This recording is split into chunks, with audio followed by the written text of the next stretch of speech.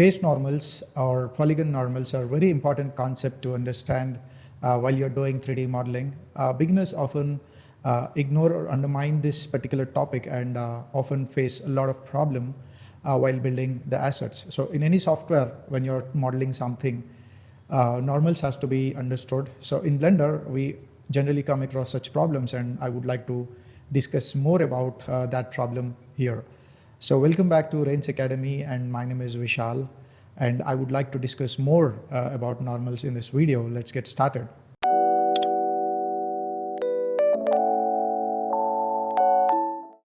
So here I've got a scene where this model is just modeled with simple polygon fill tools.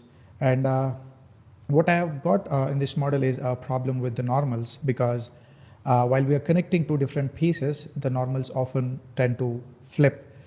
So here, there's a term which tells about this particular error, which is called non-manifold geometry, where the model's normals are flipped in certain parts. So right now I'm not able to visualize that, but I'll show you how to visualize in a couple of ways. So if I apply subdivision smoothing, you should able to see here we got this particular seam or crease-like issue, where one side of the model's smoothness and other side of the model smoothness are pretty okay, but there's a separation here, and that's a problem. This is how one way I can visualize that normals are flipped here. I mean, one part is facing one side and another part is facing the other side. So what are normals? I'll also show that.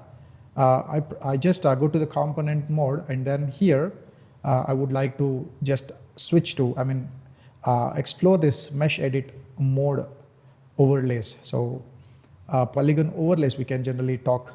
Here we got the face normal, the vertex normal. So this is the vertex normal, and this is the edge normal. So I'm looking for the face normal.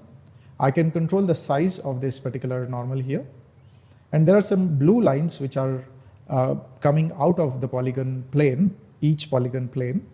So the line, the blue line, often visible in very fluorescent colors. And the first thing is this particular line is perpendicular to the plane of each polygon here. So this polygon generally guides rendering softwares to tell that this side is the front side of the face and the other side is the back side of the face. So that's how normals help.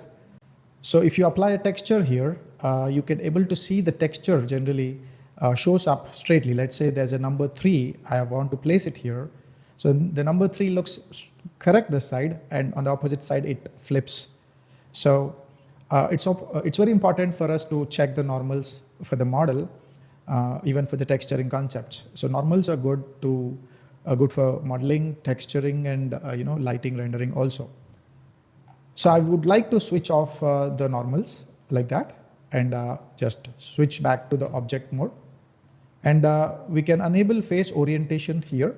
There you could able to see the polygons which are correct or front are in the blue color. Front facing, I can say, and the back facing is in red color.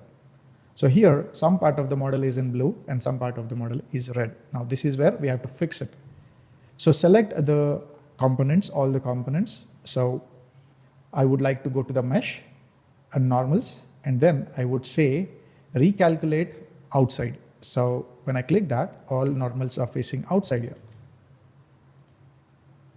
Recalculate inside, where all the normals are facing inside. So sometimes for us it is very important to keep normals inside also. Best case scenario is, let's say you're modeling interior, okay, and then you want to model something within this room, let's say. And if I go inside the room, all the normals are backfaced.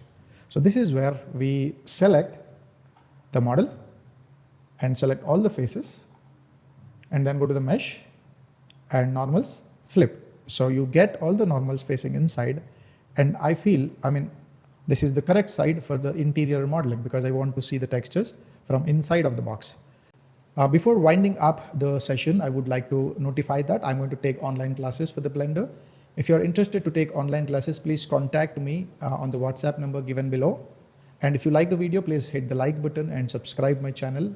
You got any questions, post that in the comment section, and at least a thank you message would do. That will really help us to make more videos on Blender. Thank you very much.